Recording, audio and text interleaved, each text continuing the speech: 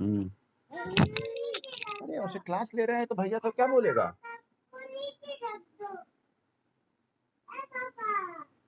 हम्म हम्म क्या चीज?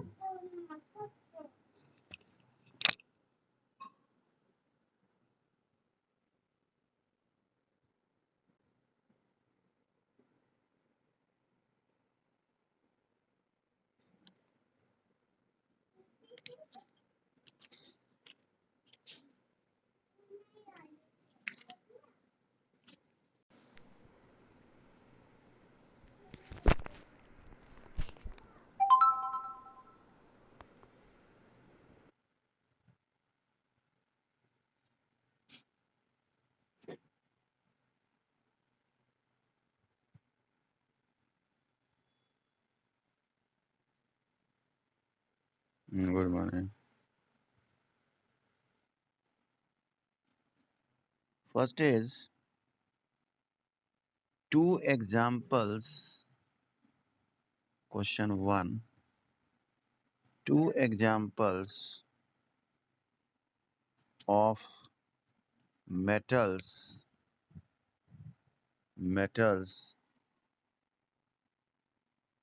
that are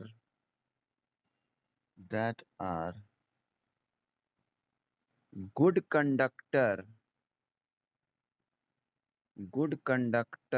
of heat, good conductor of electricity.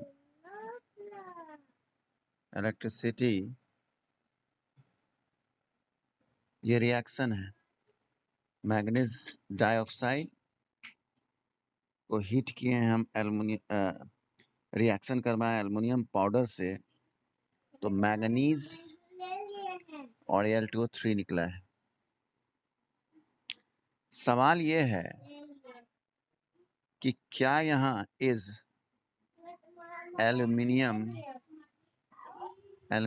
getting reduced?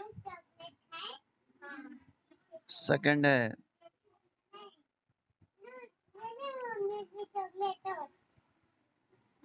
is MnO2 getting oxidized? देखो अभी हम फॉर्म जानबूझकर नहीं लिखे, एक बात हम बोलेंगे इसीलिए नहीं. Multiple choice. तो तुम यहाँ पर क्वेश्चन से नहीं, तो ये तो ऑप्शन जो है इसमें तो क्वेश्चन ऐसा लग ही रहा है, इज एल्युमिनियम, है ना? क्या एल्युमिनियम और रिड्यूस हुआ? Is MnO2. ये रहता है कि एल्युमिनियम इज गेटिंग रिड्यूस, तब ऑप्शन क्या बात होता है. समझा तेजस्वी? अच्छा, सेकंड है इज MnO2 गेटिंग ऑक्सीडाइज्ड?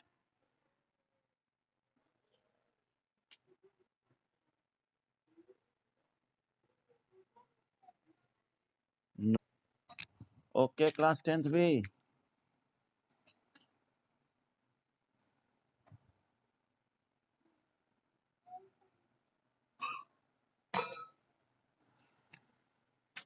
हाँ, क्वेश्चन नंबर 3 बताइए.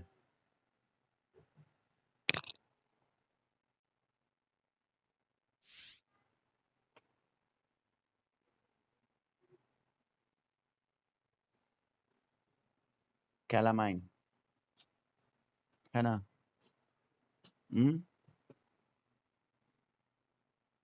सेकंड है हमारा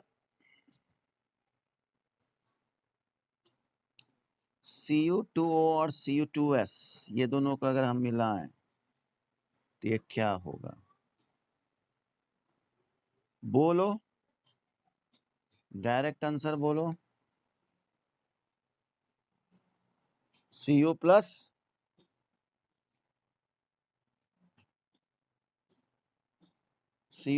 S नहीं होगा. Cu प्लस S होगा अगर, तो बेचारा ऑक्सीजन कहाँ गया,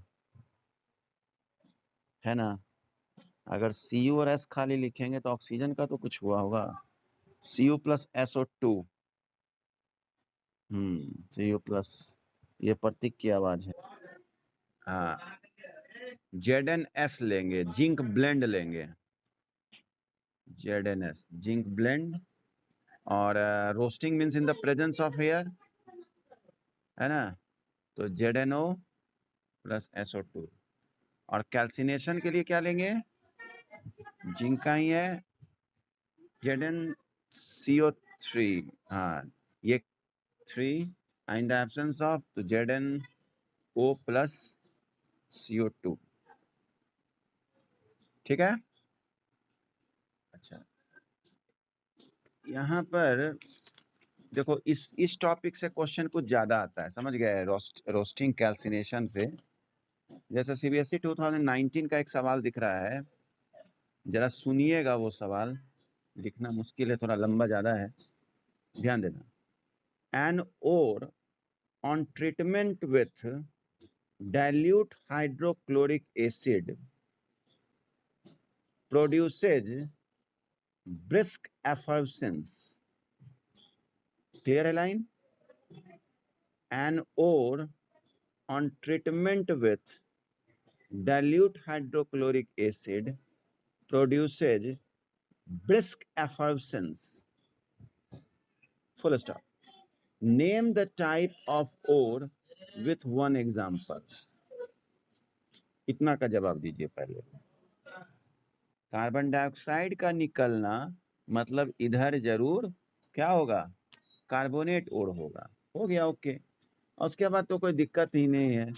What steps will be required to obtain metal from the enriched ore।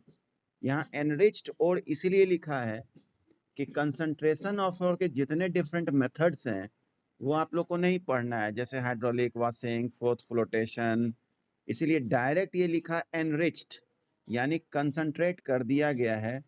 तो अब आप कंसंट्रेटेड ओर को क्या स्टेप से पास आउट कराएंगे। अब किसी का जवाब आया अभी तुरंत, देख नहीं पाए हम। That will be calcination. Okay, carbonate है तो कैल्सिनेशन होगा। और क्या होगा जी, कैल्सिनेशन होगा, और क्या होगा, रोस्टिंग। कौन जवाब दिया है रोस्टिंग, ऋषभ, हेलो। ओ, तो कैल्सिनेशन देखो, अब यहाँ पर यही है कि हर बार में कभी कभी गलती हो जाता है कि कैल्सिनेशन हो गया कि ZnCO3, तो ये आपका ZnO बन गया, ZnO बन गया एंड कार्बन डाइऑक्साइड बन गया। Okay, carbon dioxide. तो हमको मेटल ना निकालना, यानी ZnO से Zn निकालना है। ठीक है। रिडक्शन तो होता, रोस्टिंग जो होता है वो तो सल्फाइड ओर के लिए होता है, तो यहाँ तो सल्फाइड आया नहीं, है ना, यहाँ तो सल्फाइड और आया नहीं जो हम रोस्टिंग लिख देंगे। यहाँ तो अब ZnCO3 से ZnO, यानी यहाँ पर हमारा स्टेप कौन सा है कि conversion of concentrated ore into oxide और, and then which process we take, reduction, यानी कैल्सिनेशन एंड रिडक्शन होगा।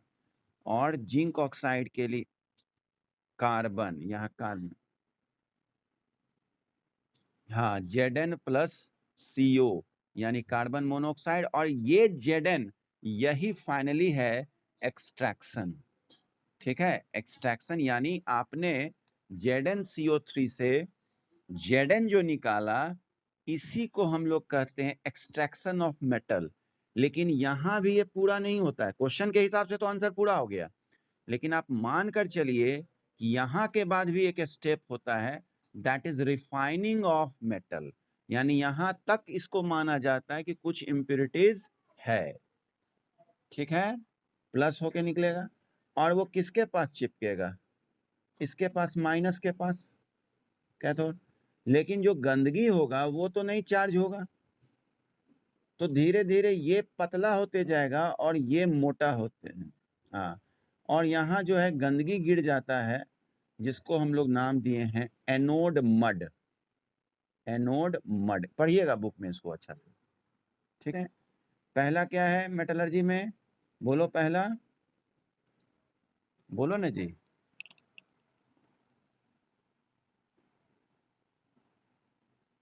बोलता नहीं है ये सब। पहला क्या है? Concentration of ore. हट, कैल्सिनेशन है, concentration, concentration of ore. Second है कि अगर वो ओर ऑक्साइड है तो ठीक है, अदरवाइज नेक्स्ट स्टेप है conversion of concentrated ore into oxide ore, जिसके लिए 2 स्टेप, कैल्सिनेशन एंड रोस्टिंग। तब आया तीसरा, that is extraction of metal, जो कि अभी पढ़ रहे थे, मेटल फ्रॉम एनरिच्ड ओर। इसमें भी याद होगा बताए थे कि जो हाईली रिएक्टिव है वो इलेक्ट्रोलाइसिस हो जाएगा, बताए थे ना।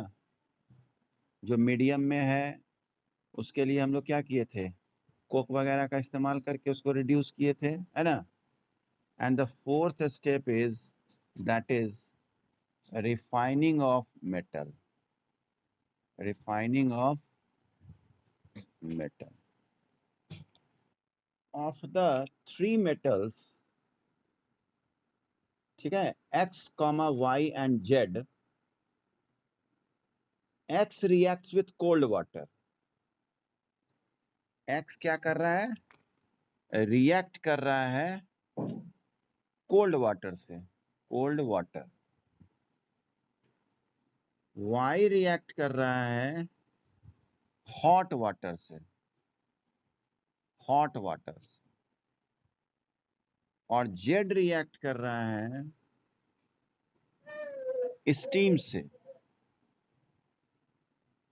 आपको बताना है, आसान है। Increasing order of reactivity. आप लोग ये जान लें कि रिएक्टिविटी सीरीज जो तैयार किया गया वो इन्हीं सब के आधार पे तैयार किया गया कि वो एसिड के साथ किस तरह से रिएक्ट करता है, वाटर के साथ किस तरह से रिएक्ट। हाँ, सबसे आपका रिएक्टिव हो गया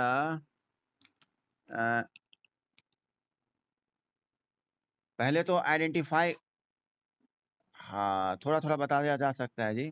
identify metal in decreasing order, लगभग में बताया जा सकता है। जैसे पहला तो X सबसे ज्यादा रिएक्टिव हुआ, उससे कम Y और उससे कम Z।